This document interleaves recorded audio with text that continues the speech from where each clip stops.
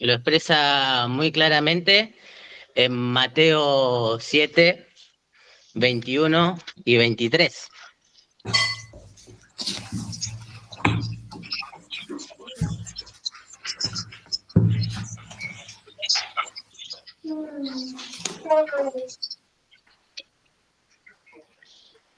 Si quieren yo se los voy leyendo, porque vamos a recorrer varios pasajes y de última si quieren anotarlos y después verlos o como quieran.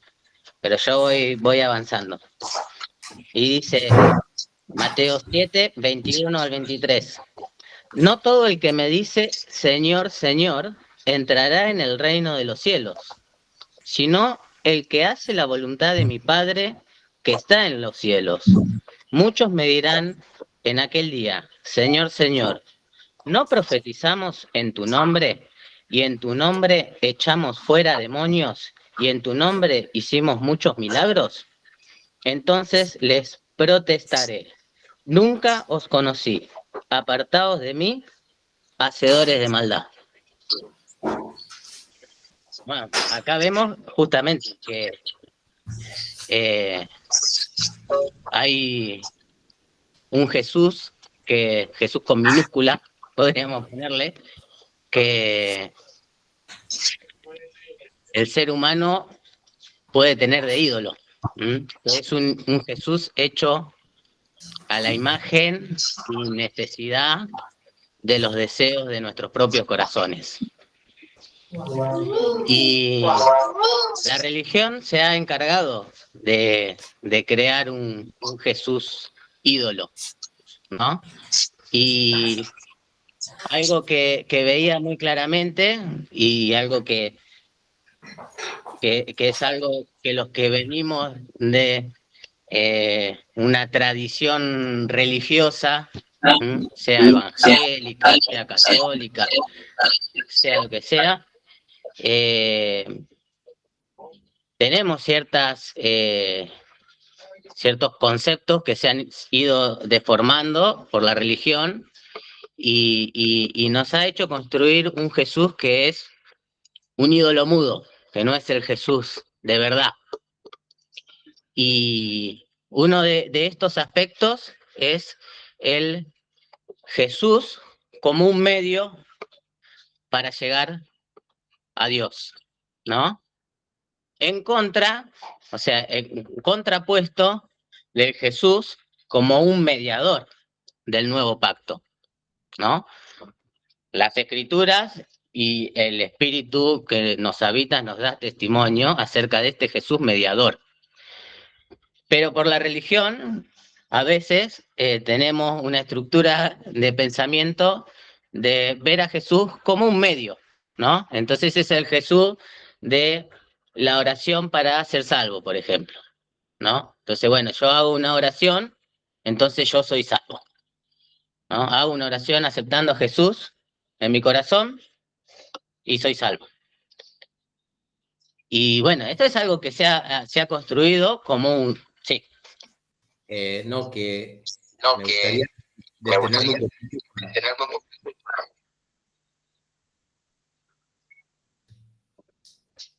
Te tengo que mutear, Nico, para que no haga eco. porque si no hace eco, cuando hablamos de acá hace eco. No, que simplemente no quería pasar muy rápido en esto que expresaste para darnos la posibilidad de meditarlo. Vos dijiste algo que es necesario que lo mastiquemos, por decirlo de alguna manera. No, tenemos que pedir al Espíritu Santo, y en este momento Él lo va a estar haciendo, en la medida que nuestros corazones estén dispuestos a que Él intervenga, ¿no? En que podamos notar la diferencia en que en Jesús como un mediador de un nuevo pacto, como dicen las Escrituras, a Jesús como un medio para llegar a algo. ¿Me estoy dando a entender? Muchas veces con este concepto o esta manera de ver como Él dijo, yo soy el camino, pero nosotros, por esta imaginación, estas imágenes que tenemos internas, pensamos que el camino es simplemente un medio para llegar a algo, y lo importante es el algo, es la meta. Y cuando vos decías Jesús como un medio para llegar a Dios, también es importante entender que en esa idealización, en esa idolatría, ese Dios, en lo profundo de nuestro corazón engañoso, tiene que ver con mi bienestar, tiene que ver con mi desarrollo, con mi prosperidad, con mi crecimiento. Entonces, de repente, eso que yo creo que es Dios tiene que ver más conmigo siendo el centro y el receptor de los beneficios y de las bendiciones, que Él siendo el centro y yo simplemente siendo funcional al Creador, que Él fui creado por medio de Él, para Él y por Él. Entonces, no pasar tan rápido en esta expresión que dijiste, ¿verdad? De diferenciar y poder verlo en nosotros. ¿Cómo vemos a Jesús? Cuando dice Él, yo soy el camino, ¿lo vemos como un medio o es un mediador? Nada más, seguí nomás. Sí, y justamente con esto que estás diciendo, papi, eh, eh, es justamente donde se genera tal vez la confusión, porque Jesús dice, yo soy el camino, la verdad y la vida, ¿no? Y entonces uno tiene la imaginación de un camino como algo inerte, un simple medio, un simple instrumento como medio para transitar y conducirse hacia algún lugar. Pero en Hebreos nos habla de que Él es un nuevo camino vivo, ¿no? Entonces es un camino al cual nosotros habitamos, ¿no? Y nos habita. O sea, es un camino, pero es un fin en sí mismo, ¿no? Bueno, algunos pasajes que hablan sobre Jesús como mediador están en 1 Timoteo 2, versículos 5 y 6, que me gustaría leerles.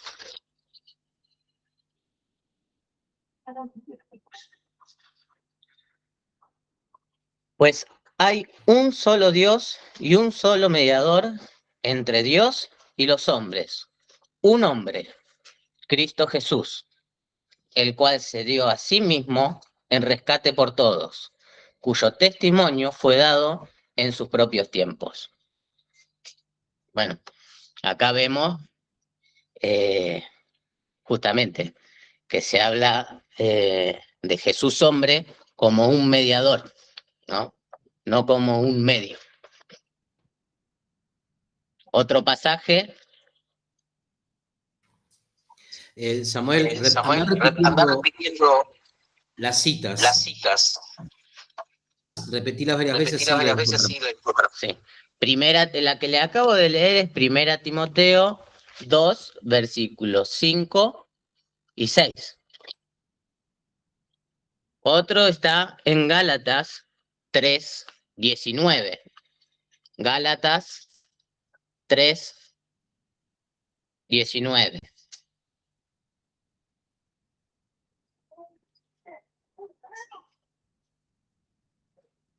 ¿Para qué entonces la ley? Está hablando de la ley de Moisés. Fue añadida por causa de las transgresiones, hasta que viniera la simiente a la cual ha sido hecha la promesa, que fue promulgada por medio de los ángeles, en mano de un mediador. Y el mediador no es de uno solo, pero Dios es uno.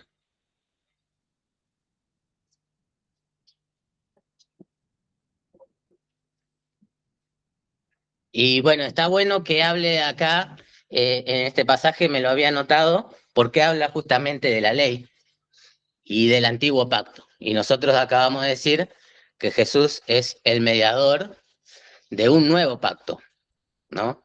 El antiguo pacto era un pacto para la carne, ¿no? No era un pacto para el espíritu. Entonces, todos los años, por ejemplo, el sumo sacerdote que oficiaba de mediador, ¿no? Esto es el mediador, el sumo sacerdote. En Jesús se expresa el sumo sacerdote, pero diferente a este, porque este ofrecía, ¿no? Según la ley de Moisés, un sacrificio todos los años por la expiación del pecado del pueblo y por los pecados suyos, ¿no? Y esto tenía que ser repetido todos los años, todos los años, todos los años. ¿Por qué? Porque es algo, era una ley, o sea, era un pacto para la carne, para la humanidad de la carne, no para el espíritu, porque cuando los pactos son del espíritu, se hacen en la eternidad, que es el nuevo pacto de Cristo, un pacto en el espíritu, en el cual él oficia de sumo sacerdote, de mediador, pero que también él es el sacrificio, ¿no? Y se sacrifica por nosotros. Y después de hecho el sacrificio, y Jesús resucitado, está sentado a la diestra del Padre. ¿Por qué está sentado a la diestra del Padre? Porque no hace falta ya hacer otro sacrificio. Es uno y es para siempre, porque es un sacrificio, es un nuevo pacto en el Espíritu, ¿no? Todas estas cosas, la antigua ley, era en representación de lo que iba a venir, ¿no? Por eso habla de la simiente que iba a venir. En Hebreos 4, 14 y 16, también habla de Jesús como un gran sumo sacerdote.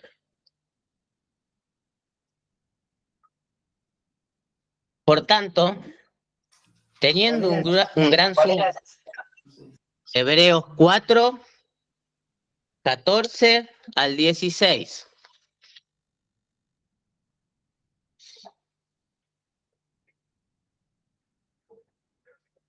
Gracias. Por tanto, teniendo un gran sumo sacerdote que ha pasado a través de los cielos, Jesús, el Hijo de Dios, aferrémonos a nuestra confesión, porque no tenemos un sumo sacerdote que no pueda compadecerse de nuestras debilidades, sino uno que ha sido probado en todo, según nuestra semejanza, excluido el pecado. Acerquémonos, pues, con confianza al trono de la gracia para que obtengamos misericordia y hallemos gracia para el oportuno socorro.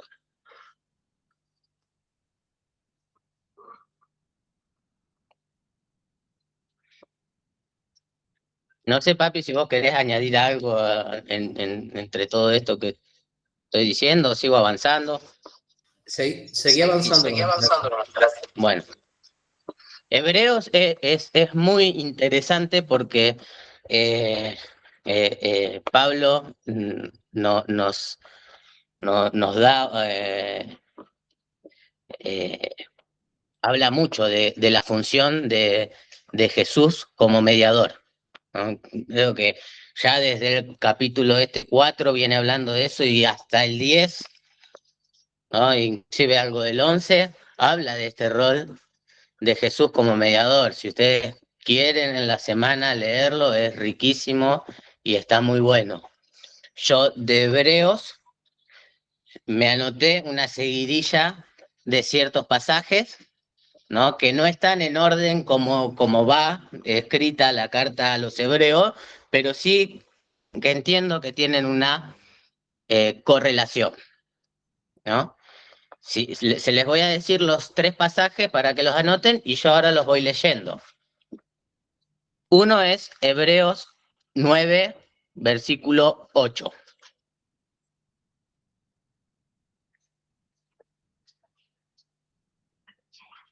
Otro es Hebreos 10, del 19 al 23. Y otro es Hebreos 6, del 19 al 20. Y entre estos dos pasajes de Hebreos, del 10 y del 6, yo voy a hacer un paréntesis para explicar algo de lo que está hablando, que habla Pablo ahí, porque habla de una promesa, y tenemos que saber cuál es la promesa. Habla de la esperanza de una promesa. Y eso está en Jeremías 31, del 31 al 34. Bueno,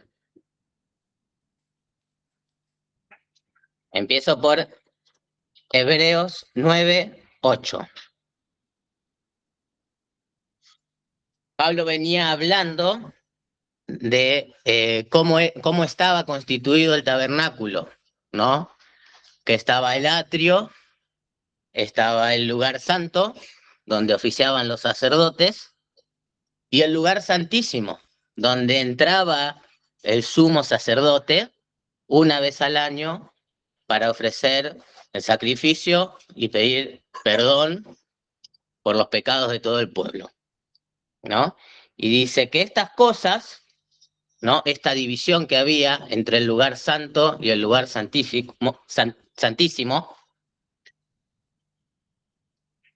manifestando con esto el Espíritu Santo, que aún no se había revelado el camino al lugar santísimo, por eso el velo, ¿no? Por eso estaba constituido de esa manera. Mientras estuviera en pie el tabernáculo. ¿Y cuál es este camino, ¿no? Que ahora sí ha sido revelado por el Espíritu Santo? Es lo que dice Hebreos 10, 19 al 23. Así que, hermanos, teniendo confianza para la entrada al lugar santísimo por la sangre de Jesús, la cual nos inauguró un camino nuevo y vivo a través del velo, esto es, de su carne, y teniendo un gran sacerdote sobre la casa de Dios, acerquémonos con corazón sincero, en plena certidumbre de fe, habiendo sido purificados los corazones de mala conciencia y el cuerpo lavado con agua pura. Mantengamos sin fluctuar la confesión de nuestra esperanza, porque fiel es el que prometió.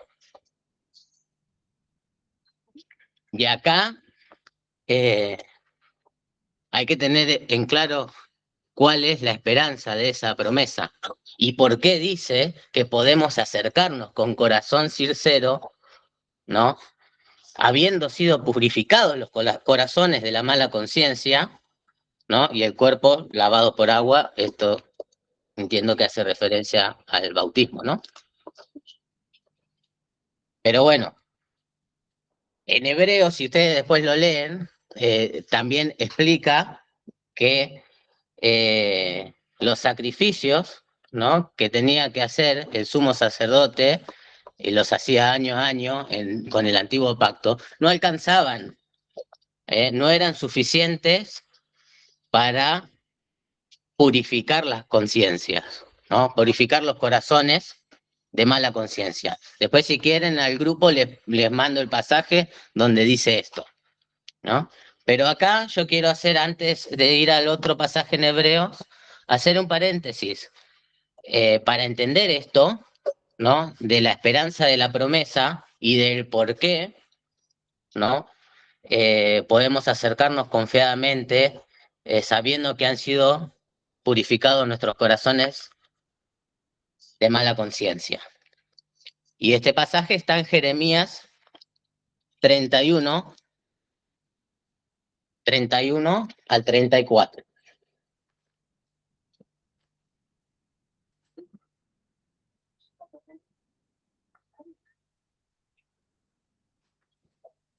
He aquí vienen días, dice Yahvé, en los cuales haré un nuevo pacto con la casa de Israel y con la casa de Judá.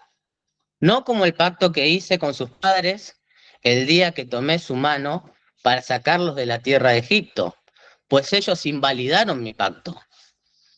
aunque yo fui un marido para ellos, dice Yahvé. Pero este es el pacto que concertaré con la casa de Israel después de aquellos días, dice Yahvé.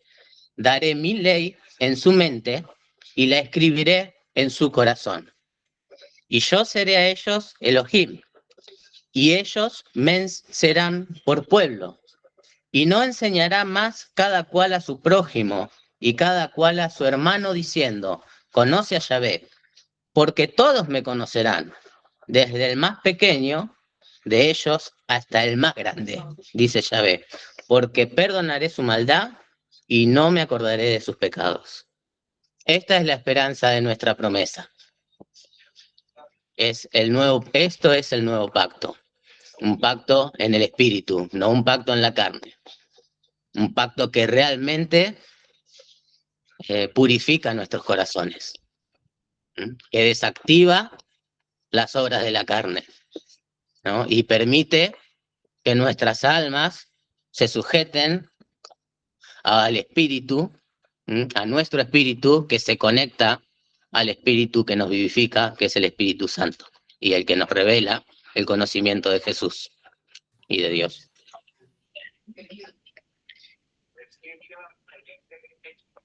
Y el último pasaje es en Hebreos 6, 19 y 20.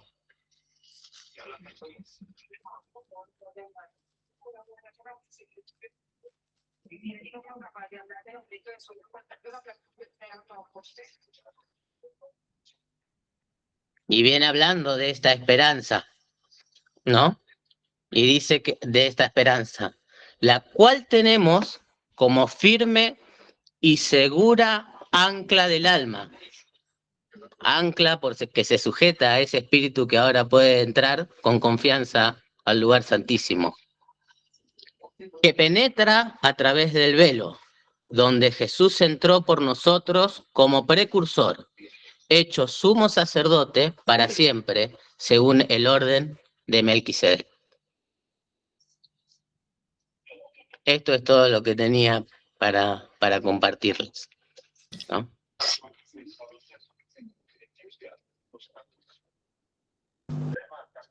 No te escucho, papi, ¿eh?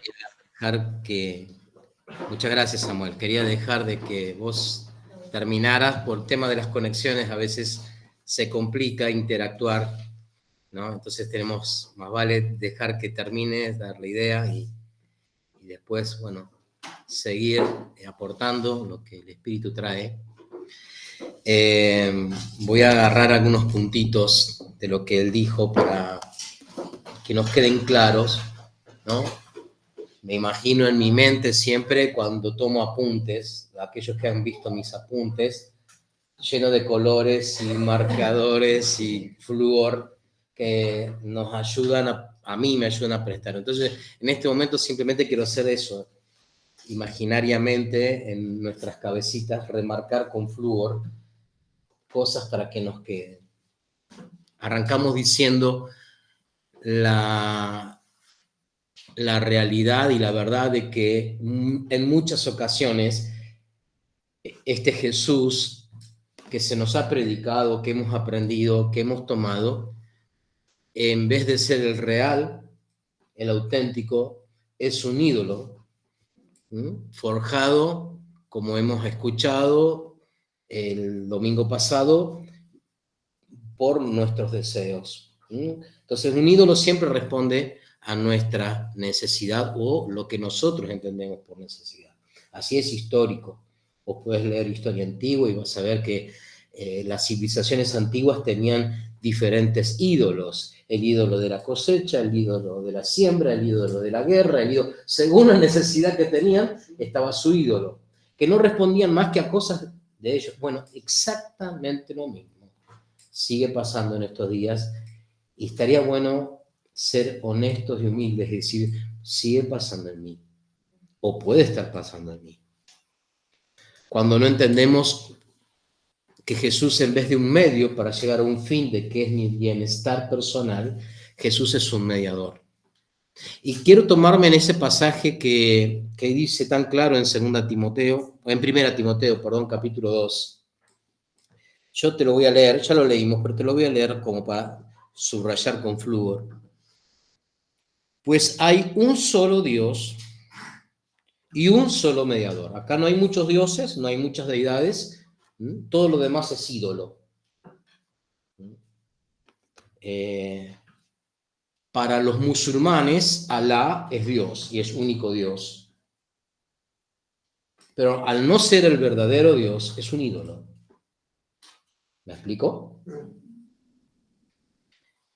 Hay un solo Dios verdadero y hay un solo mediador verdadero entre Dios y los hombres. Y presto atención a cómo lo menciona Pablo. Dice, hay un solo mediador entre Dios y los hombres, un hombre, Cristo Jesús. Otras versiones dice, hay un solo mediador, Jesús, Cristo, hombre. ¿Y por qué hace esta diferencia? Porque también en esto de estar haciendo imágenes, porque la imaginación no es otra cosa que hacer imágenes. Y aquellos que hemos leído las Escrituras, recordaremos que en los 10 mandamientos existe un mandato que dice, no te harás imagen. Y lo interesante es que dice, no te harás imagen ni de lo que está en los cielos, ni en la tierra. O sea, no es solamente una imagen de una mujer como la Virgen o un santo como un hombre, sino de cosas que están en los cielos. Entonces, si yo me hago una imagen, aunque no le hago una escultura, pero le hago una imagen en mi mente y en mi corazón, ya estoy levantando una imagen, que no es Dios y es un ídolo. Entonces, en esto de muchas veces que obedece a la operación del espíritu de religioso, forjamos imágenes de Cristo. ¿Y qué es Cristo? ¿Quién es Cristo? ¿Conoces toda la plenitud de Cristo? ¿Ya tenés toda la revelación de Cristo o necesitamos que Cristo se nos siga siendo revelado?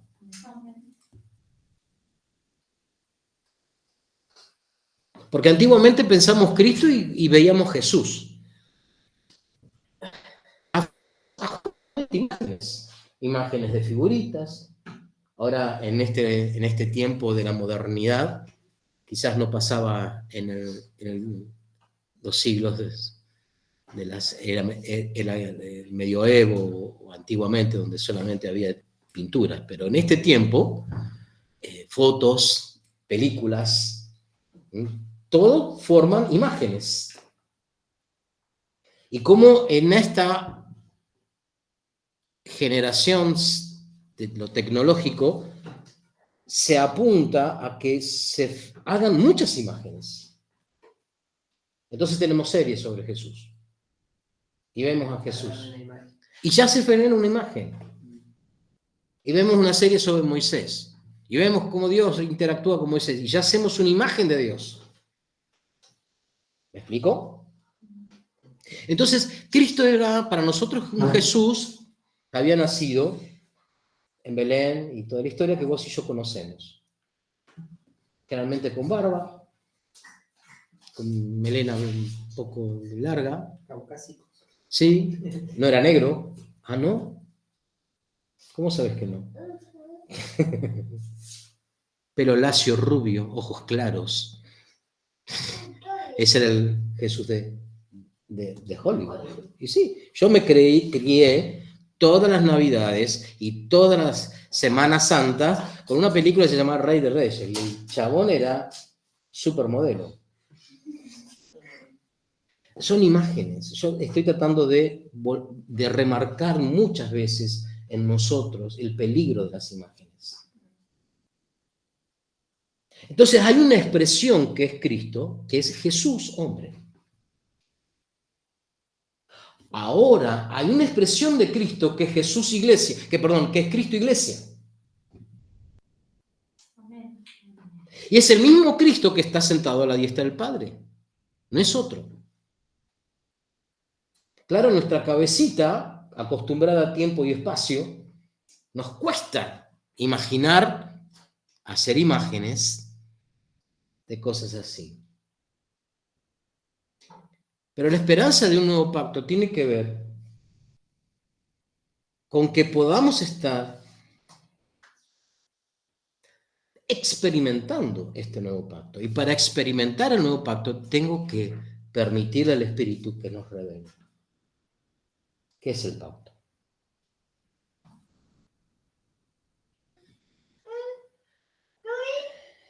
Hay un solo mediador entre Dios y los hombres, Cristo hombre. Jesús es Cristo hombre. Cristo resucitado, el cuerpo resucitado de Cristo es iglesia. Pero Cristo, expresión Cristo hombre, es Jesús. Y esta expresión de Cristo dice, yo soy el camino. Y esta expresión de Cristo dice, yo soy la puerta. Esta expresión de Cristo dice, yo soy el pastor. Esta expresión de Cristo dice, yo soy la verdad. Esta expresión de Cristo dice, yo soy la vida. Esta expresión de Cristo dice, las Escrituras es el único mediador. Esta expresión de Cristo. Si yo no estoy entendiendo desde el Espíritu, no desde mi mentalidad y mi razonamiento y mi capacidad de entenderlo psíquicamente, sino desde el Espíritu, voy a estar desconociendo esta verdad, y al no conocer esta verdad, no lo experimento. Las cartas apostólicas hablan mucho sobre el verdadero conocimiento, el pleno conocimiento, que se han alumbrado nuestros ojos para que tengamos un verdadero conocimiento. ¿De qué está hablando? ¿De llenarnos de información académica? Sino de una experiencia que solamente viene por el Espíritu y que solamente por el Espíritu la podemos vivir. Si no es religión, si no es imágenes, si no es algo estéril, algo mudo.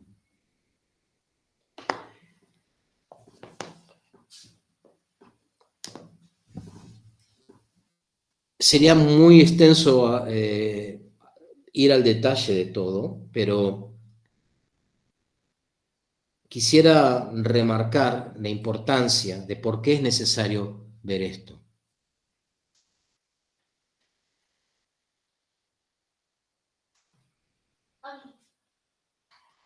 Las Escrituras dicen de que la única manera de que pueda yo, vos, nosotros, tener acceso al lugar santísimo es a través de Cristo Jesús.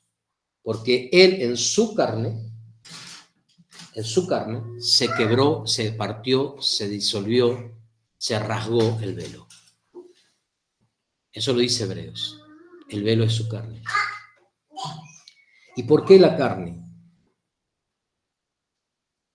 Pablo en Romanos capítulo 6, 7 y 8 habla de la carne como una entidad que nos habita, como una ley que tiene hasta su propia, ¿cómo lo podría decir? Su propia identidad, su propia entidad. Porque la ley del pecado de la carne me engañó. O sea, es como si fuera alguien que me habita. ¿Me explico?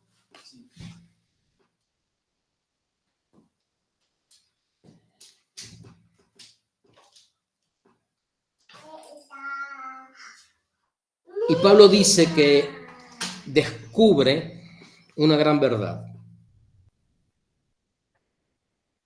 Que todo eso que me separa de Dios, que es el pecado, el pecado no es las cosas malas que hago.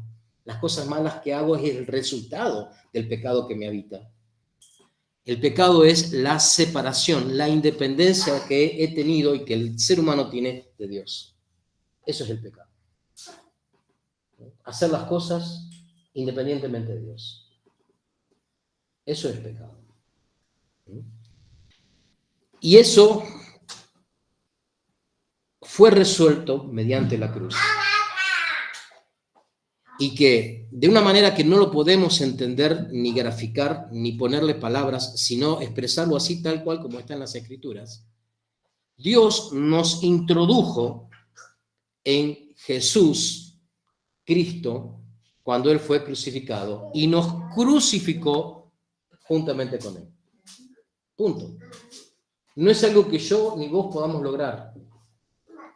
No es algo que ni vos ni yo podamos lograr. Vos no podés crucificarte. Él te metió ahí. Y Pablo dice, y no solamente fuimos muertos en crucifixión, sino también, y toma el simbolismo o el ejemplo o el significado del bautismo, fuimos resucitados con Él. Para que tanto vos como yo podamos vivir la nueva vida que hay en Él. Ya no es Marcelo siendo más bonito, sino es Marcelo muerto, para que Jesús el Marcelo se exprese, para que Cristo el Marcelo se exprese. ¿Entiendes? Ahora, eso es solamente posible cuando ocurre algo. Entonces, Pablo dice, fuimos liberados y esta ley que habitaba en mi carne, en nuestra carne, que me separaba de Dios, fue desactivada. Capítulo 7 dice, pero me doy cuenta de que por más que está desactivada, en muchas ocasiones me lleva a hacer lo que no quiero. El mal que no quiero, eso hago, y el bien que anhelo hacer, no lo hago. Capítulo 7 de Romanos. Te lo estoy diciendo muy rapidito y resumido. Sería bueno que lo leas, ¿no? Por el Espíritu y recibas revelación. Pero el capítulo 8 habla de que no hay condenación para los que están en Cristo. Los que están en Cristo. Yo puedo decir muchas veces estoy en Cristo, estoy en Cristo, estoy en Cristo, estoy en Cristo, y no está. ¿Me explico? Porque no pasa, dice Hebreos, por el que quiere, el que corre, sino por quien Él tiene misericordia.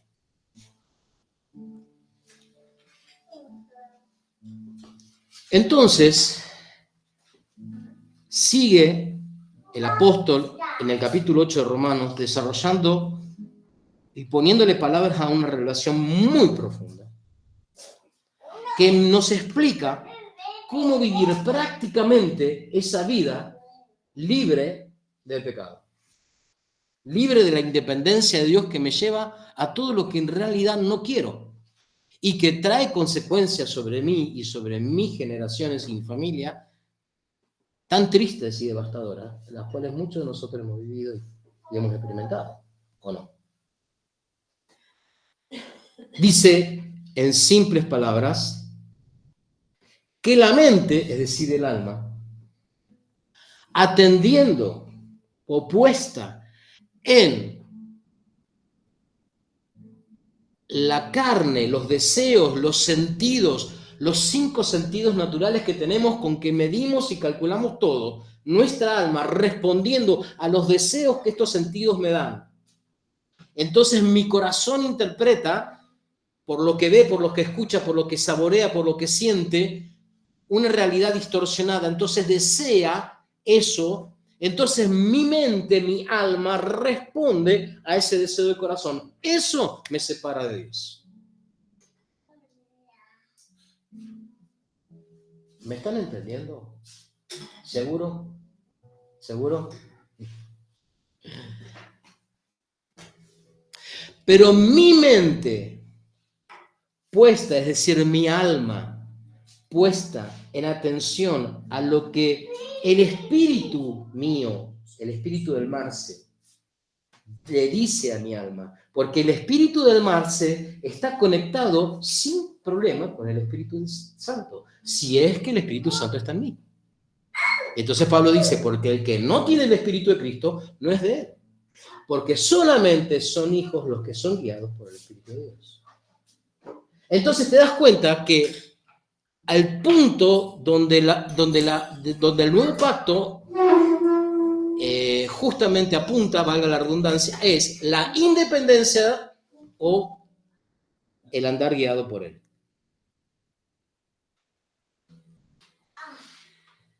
¿Me estoy diciendo claro? A veces me cuesta ponerle palabras porque también es para mí un desafío. No sé si estoy siendo claro. Entonces ya nos saca de la mente y de la imaginación una lista de cosas que hacer y una lista de cosas de no hacer, sino nos presenta dos realidades: independencia de Dios y guía del Espíritu, dependencia de Dios. Y esta es la esperanza del nuevo pacto. Solamente los que viven así experimentan vida. ¿Por qué? Porque el Hijo, en mayúscula, hace, dice, actúa todo lo que le agrada al Padre y todo lo que ve y dice el Padre. No hace nada por su propia cuenta. Ese es el Hijo, ¿te acordás? Entonces, cuando el Espíritu del Hijo, que habita en mi espíritu, comienza a ser el que gobierna mi alma, porque mi mente, mi alma está atenta a él y no a los deseos de mis sentidos naturales, entonces la vida se expresa en mí.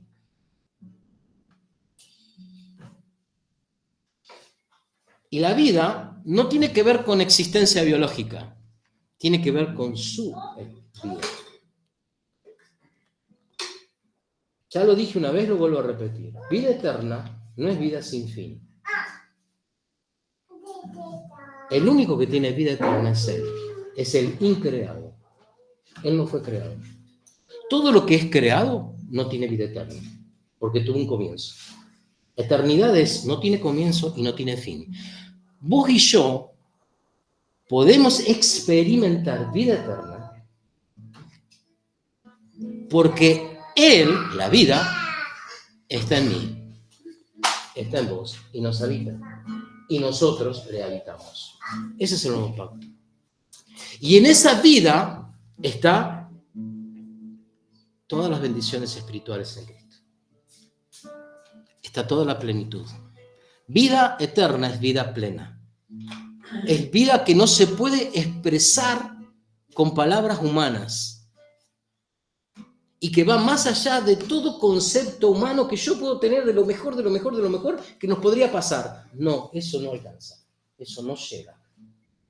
Ni siquiera a rajuñar el fondo de lo que es la vida eterna, que es la vida de Cristo. Por eso, Pedro dice que por sus grandiosas y maravillosas promesas somos consustanciales de su naturaleza. De su naturaleza. O sea, la naturaleza de Dios siendo o activada en vos y en mí, siendo una realidad, una experiencia. Dios caminando en vos y vos caminando en Dios. Ahora bien, ¿está siendo claro? No sé, Samuel, si hay algo que vos entendés que tengas que explicar más o como vos te parezca.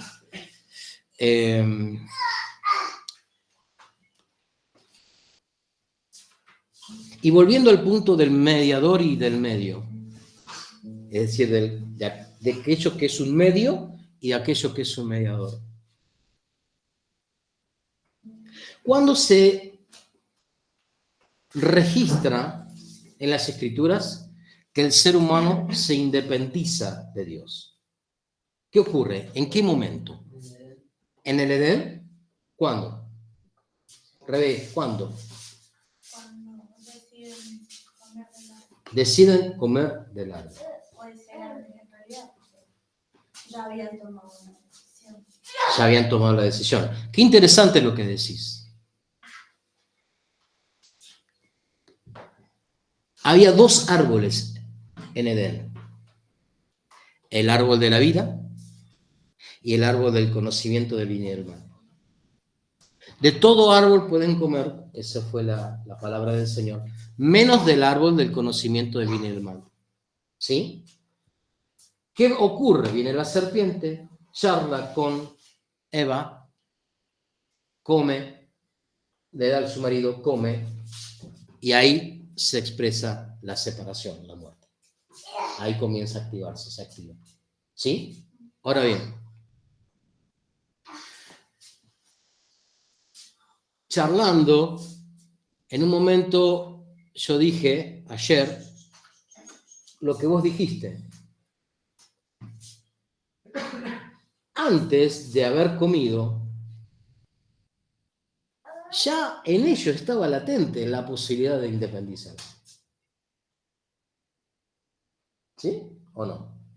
Antes de tomarlo, si en ellos no hubiera habido ninguna posibilidad de que tomaran de ese árbol, por más que la serpiente hubiera ideado el plan y la estrategia que sea, no iban a acceder, porque era imposible. Porque el Hijo no peca. ¿Por qué entonces no tomaron o ya estaba latente esa independencia? No tanto por lo que hicieron, que comieron, sino por lo que no hicieron, que no comieron del árbol de la vida. Por el no hacer, por el no prestar atención al comer del árbol de la vida, es que cayeron en comer del árbol del bien y del mal. ¿Me explico? O sea que la independencia de Dios se termina consumando con el comer del árbol, pero ya estaba latente la semilla de la independencia al no comer del árbol de la vida. ¿Me están siguiendo? Sí. Entonces hoy al mediodía, charlando, Silvi me dice algo que a mí me voló la cabeza. Me dice, no te olvides, Marce, de que el hombre fue tomado de la tierra. ¿De acuerdo? ¿Estamos todos de acuerdo? Pero ¿de qué tierra fue tomado? De una tierra que ya había estado en caos. De una tierra, el versículo 2 de Génesis dice, que estaba en caos. Y que Dios comienza un proceso de orden. De una tierra así, el Señor toma al hombre. Y lo mete en Edén, Cristo. Y le da la posibilidad de comer del árbol, Cristo. Entonces ahí tenés la expresión del nuevo pacto, que es el único pacto. Estar en Cristo es lo que hace Dios. Dios nos mete en Cristo. Pero Cristo en nosotros depende de vos y de mí. Depende de cuánto dejamos nosotros de ser independientes de Dios y ponemos nuestra mente en el Espíritu, oímos al Espíritu de Dios a través de nuestro Espíritu y somos guiados por su Espíritu. Ese es el diseño completo. Entonces, me di cuenta de una cosa, amados. Si bien Jesús no es el medio para llegar a, el hombre sí fue el medio para que se exprese Cristo hombre. Era necesario crear un ser que uniera cielos y tierra, como el hombre, para que en un determinado momento ese Cristo eterno se introdujera en la tierra y trayera todo diseño de regreso al Padre. Y todo lo que había sido separados esté en el Padre. ¿Por qué?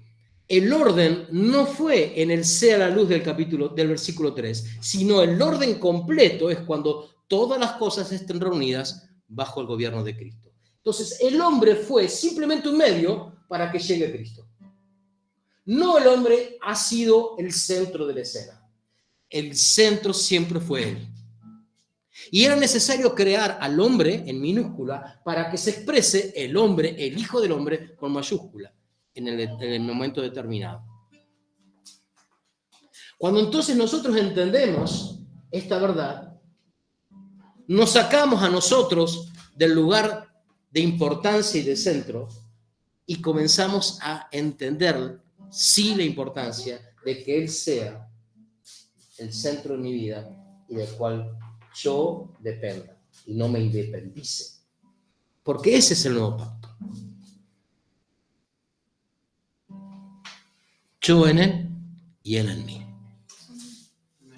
Es la única manera que sus leyes estén escritas, porque están en Él.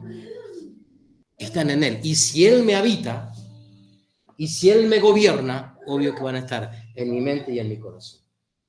Pero mi alma tiene que estar ya no atenta a lo que mis 5 sentidos naturales me hacen ver de todo lo que es terrenal y pasajero, si no está atenta de lo que dice mi espíritu, que está conectado íntimamente al Espíritu de Dios.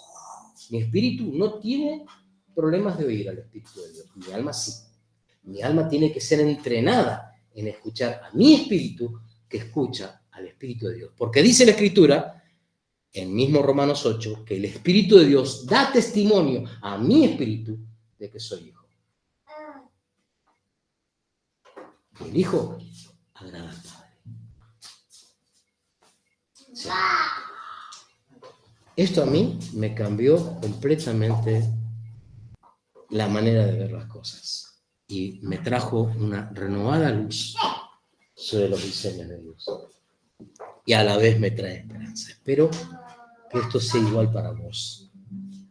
Que te goce el saber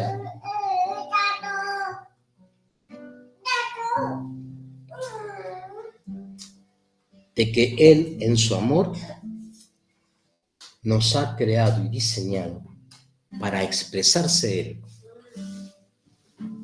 en gobierno de luz, de amor, de paz, y para que todas las cosas estén en sujeción y fuera del caos. Fuera del caos. Porque la mente, el alma puesta en las cosas del Espíritu es vida y paz. Si no hay paz, si no hay esa vida eterna expresándose, es porque posiblemente mi mente o mi alma está enfocada en otro lado. Este es el momento para arrepentir. Este es el momento para cambiar la cabeza. Este es el momento para tomar decisiones. El texto completo es así, porque la mente puesta en la carne, en mis sentidos naturales, es enemistad con Dios. Porque la carne no se sujeta a Dios ni tampoco puede, porque es tomada de la tierra, caída en caos.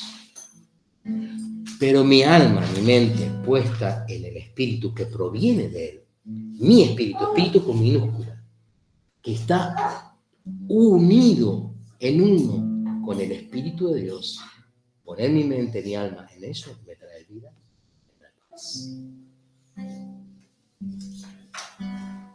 En Cristo hay vida.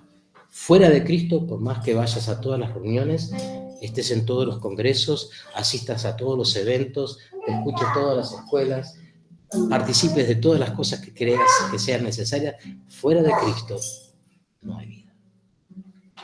Hay existencia, pero no hay vida. No creo en todo.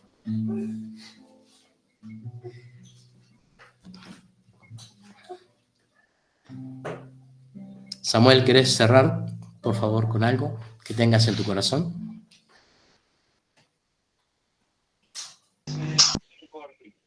No, papi, con una oración.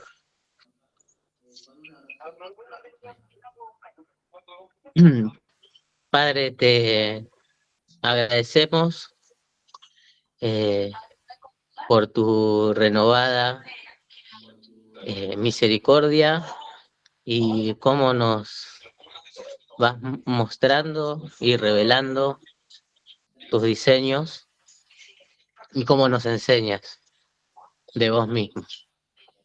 Declaramos este tiempo un tiempo propicio y de edificación mutua para cada uno de los miembros de tu iglesia que están en Córdoba, que están en Paraguay, que están acá en Moreno.